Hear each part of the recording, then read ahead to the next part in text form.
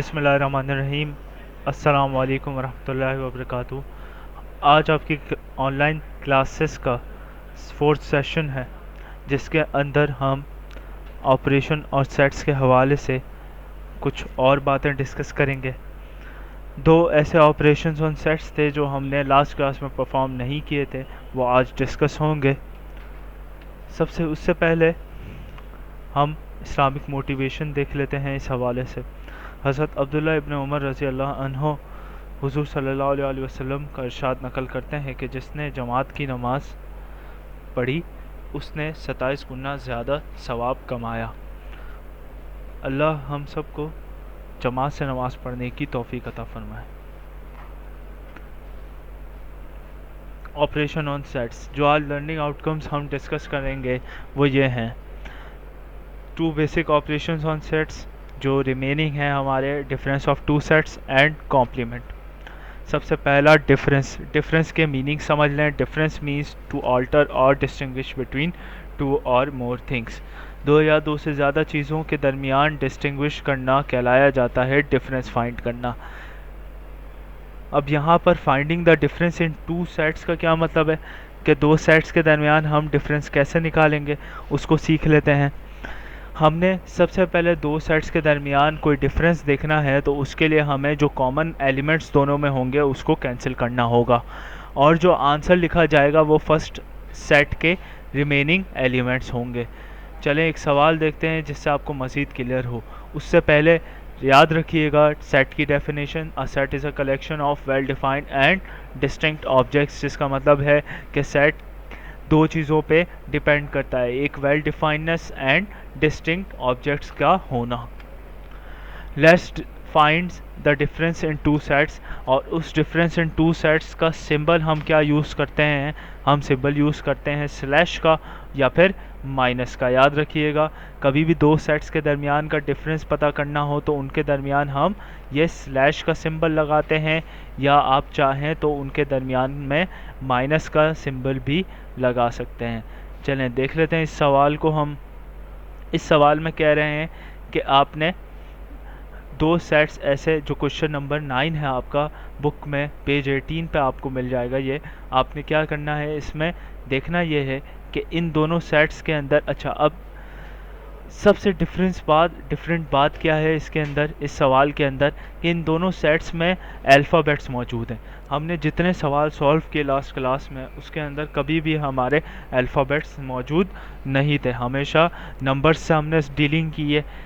ये जो सवाल है उसके अंदर अल्फ़ाबेट्स मौजूद हैं, तो हम देखेंगे सबसे पहले तो सबसे पहला स्टेप हमारा ये होगा कि हम इन दोनों को साथ लिख दें, इन दोनों सेट्स को साथ लिख दें। जो पहले आ रहा है वो ए लिखा जाएगा, वो बाद में आ रहा है वो बी लिखा जाएगा। फॉर एग्ज़ाम्पल अगर हमें बी डिफरेंस ए निकालना होता तो हम पहले कौन सा लिखते, हम पहले बी लिखते, फिर हम सेकंड पोजीशन पे ए लिखते। ठीक है, अब देख लेते हैं पहला पहला क्या कह रहा है यहाँ पे स्टेप। पहला स्टेप हमेशा ये होगा, right the operation in between the two sets. ठीक है, अब यहाँ पर ये समझ लें सेकंड स्टेप में क्या होगा। सेकंड स्टेप में ये होगा हमारे पास कि हमने कैंसिल करने हैं जो एलिमेंट्स दोनों में कॉमन हैं। देख लें कि दोनों में एलिमेंट्स कौन से कॉमन हैं। मुझे नज़र आ रहा है दो ऐसे एलिमेंट्स जो इन दोनों में कॉमन है, एक फर्स्ट ऑफ ऑल बी और दूसरा ई। ठीक है, इन दोनों को हम दोनों सेट्स में क्या कर देंगे, कैंसिल कर देंगे। हमारा ताल्लुक, हम सिर्फ और सिर्फ सोचेंगे इस डिफरेंस में किसके बारे में, सेट ए के बारे में। हमें आंसर में भी क्या लिखना होगा, सेट ए के रिमेनिंग एलिमेंट्स। ठीक है, तो याद रखिएगा कि हम कैंसिल दोनों जगहों से करें, लेकिन कंसर्न हमारा क्या होगा, सेट ए कंसर्न होगा हमारा। फिर थर्ड स्टेप में कह रहा है now after cancelling all the common elements. जब आपने कॉमन एलिमेंट्स को कैंसिल कर दिया, अब आपने क्या करना है, उन सारे बचे हुए एलिमेंट्स को एक साथ लिस्ट कर देना है जो सेट ए में होंगे। याद रखिएगा सेट बी के एलिमेंट्स को लिस्ट नहीं करिएगा, इनको हम कर देते हैं इग्नोर। ठीक है, जी एल और के यहाँ पर हो जाएंगे हमारे पास इग्नोर। ठीक है, क्लियर हो रही है बात। अब यहाँ पर हम समझ लेते हैं नेक्स्ट क्वेश्चन। नेक्स्ट क्वेश्चन में कह रहा है let's solve another part of the same question. हम पार्ट 2 सॉल्व कर देते हैं, उसका डिफरेंस फाइंड करना है। अब बी डिफरेंस ए निकालना है, ठीक है। बी डिफरेंस ए कैसे निकलेगा बेटा, यहाँ पर बी डिफरेंस है हम इस तरह निकालेंगे कि बी पहले लिखेंगे और ए बाद में लिखेंगे। याद रखिएगा बाद वाले के तमाम एलिमेंट्स को इग्नोर कर दिया जाएगा after second step. Second step में हमने क्या किया है, हमने सेकंड स्टेप में या पहले स्टेप में अगर आप चाहें तो आपने क्या कर देना है, कैंसिल कर देना है सब कॉमन एलिमेंट्स को दोनों में से। फिर क्या करना है, वो रिमेनिंग एलिमेंट्स लिखने हैं जो आपके फर्स्ट सेट में बचे हों। फर्स्ट सेट में कौन से रिमेनिंग एलिमेंट्स बचे हैं, जी एल और के, तो ये आ जाएंगे हमारे पास आंसर में, ठीक है। ये बन जाएगा आपका आंसर, ठीक है। नेक्स्ट स्लाइड की तरफ चलते हैं। Let's consider another example not from book. जो ये मैंने एग्जाम्पल अपनी तरफ से दी है ताकि आप लोगों का कॉन्सेप्ट मज़ीद क्लियर हो जाए। क्या कहा मैंने इसमें, मैंने कहा कि ए डिफरेंस बी फाइंड करना है। ए डिफरेंस बी फाइंड करने में हमें दो सेट्स यहाँ पे मौजूद हैं हमारे पास। कौन से दो सेट्स हैं, एक सेट ए है और एक बी है। हमेशा ए डिफरेंस बी फाइंड करें तो ए सेट पहले लिखा जाएगा, बी सेट बाद में लिखा जाएगा। फिर कह रहे हैं कि क्या इन दोनों में कोई डिफरेंस है, क्या इन दोनों में कोई कॉमन एलिमेंट मौजूद है, तो वो दूसरे स्टेप में कैंसिल होगा। यहाँ कोई कॉमन एलिमेंट मौजूद नहीं है तो हम as it is set A को ही आंसर कह देंगे, क्योंकि सेट ए के रिमेनिंग एलिमेंट्स क्या होते हैं, आंसर होते हैं। क्या इसमें कुछ कटा, क्या कुछ कैंसिल हुआ, जब कुछ कैंसिल नहीं हुआ तो यही हमारा आंसर बन गया। और याद रखिएगा ये सिंबल किस चीज़ का है, ये कहलाता है देयरफॉर। एक और इम्पॉर्टेंट चीज़ जो लास्ट स्लाइड में पॉइंट टू पॉन्डर थी, बहुत सारों ने आपने देखा होगा और आपने ये सोचा होगा कि मैंने मिस कैसे की, तो बेटा इसको मुझे यहाँ पर समझाना था और आपके दिमाग में बात रहे, इस वजह से मैंने पहले ही इसकी ज़िक्र कर दिया था। ए डिफरेंस बी डिफरेंस ए के बराबर नहीं होगा। यहाँ पर मैंने किस सिंबल का इस्तेमाल किया है, नॉट इक्वल टू का सिंबल इस्तेमाल किया है। काफ़ी गलत बन चुका है, मैं इसको सही कर देता है। यहाँ पर हम कौन सा सिंबल यूज़ करेंगे, नॉट इक्वल टू का सिंबल, ठीक है।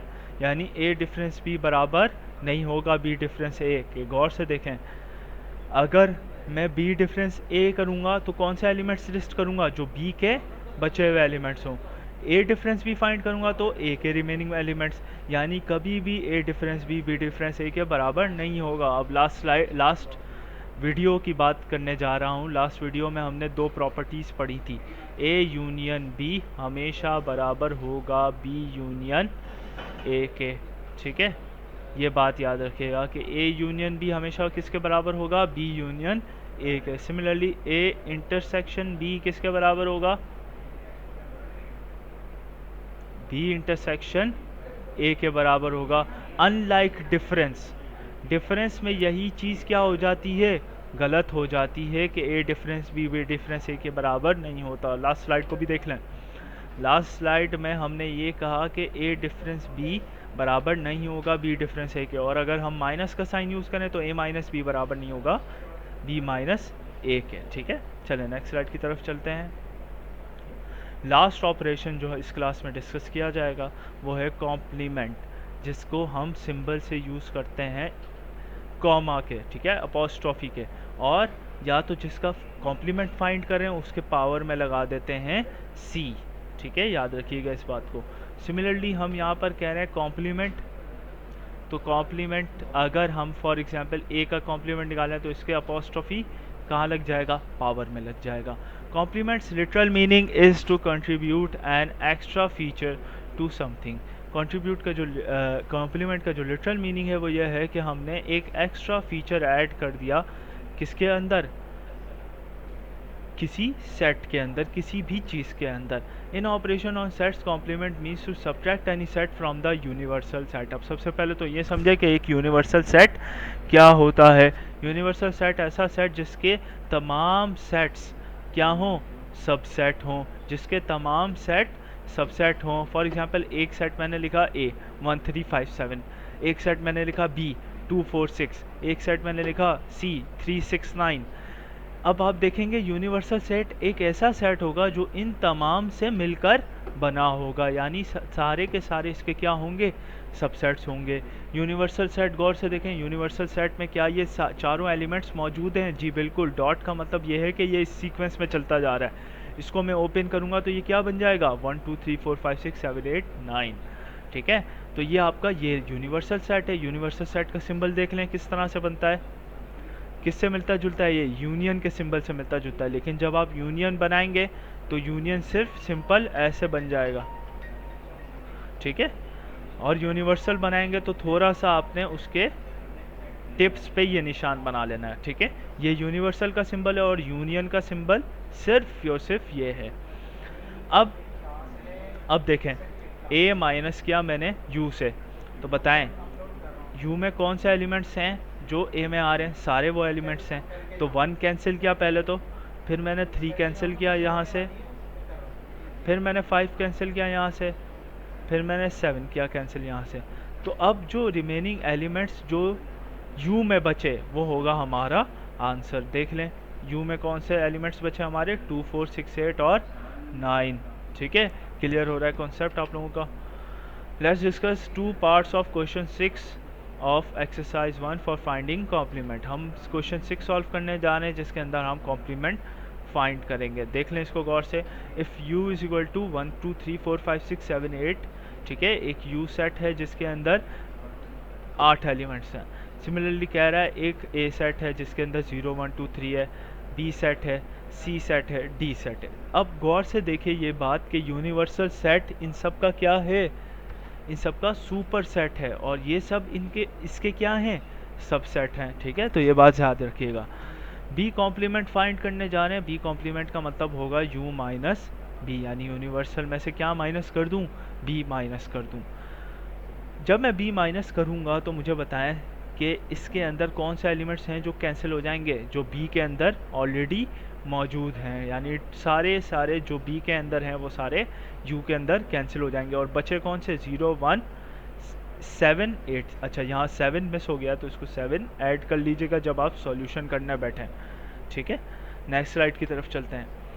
Let's discuss another part of question 6 which is part 9। C complement find करना है तो माइनस किससे करवा देंगे, सी से। सी में कौन से एलिमेंट्स कॉमन है, 5 6 7 8, 5 6 7 8, ये हमने कैंसिल कर दिया। अब बचे कौन सा एलिमेंट, 0 1 2 3 4, ये तो आपका क्या हो जाएगा, आंसर हो जाएगा। ठीक है, चले नेक्स्ट स्लाइड की तरफ चलते हैं। अब आपका आ गया होम असाइनमेंट। होम असाइनमेंट में आपने लास्ट क्लास में आपने 2 3 4 और 5 कर लिए होंगे। अब आपने इस एक्सरसाइज के एंड में, इस पार्ट के एंड में आपने क्या कर लेना है, 6 8 और 9 के तमाम पार्ट्स कर लेना है। ठीक है, और जो आपके पावर पॉइंट आप देखेंगे लेक्चर 3 और लेक्चर 4 की, उसके अंदर आपको मिल जाएंगे 3 4 और 5 और 6 के 2 पार्ट्स मिल जाएंगे और 9 के तमाम पार्ट्स मिल जाएंगे। यानी सिर्फ और सिर्फ आपने 6 के रिमेनिंग पार्ट्स घर से करने हैं और 8 के पार्ट्स करने हैं, बाकी सब इसमें मौजूद है। चलें अब नेक्स्ट इंशाल्लाह फिर इस क्लास के बाद आपसे कल इंशाल्लाह मुलाकात होती है। और अपना ख्याल रखिएगा, और इसके साथ साथ तमाम होमवर्क अपना मेंटेन रखें, तमाम क्लास वर्क अपना मेंटेन रखें अपनी कॉपीज़ में। और उसके हवाले से अगर कोई इशू है तो प्लीज़ मुझसे पूछ लीजिएगा नेक्स्ट क्लास में। अल्टिल देन इट्स अल्लाह हाफ़िज़, जज़ाकल्लाहु खैरा।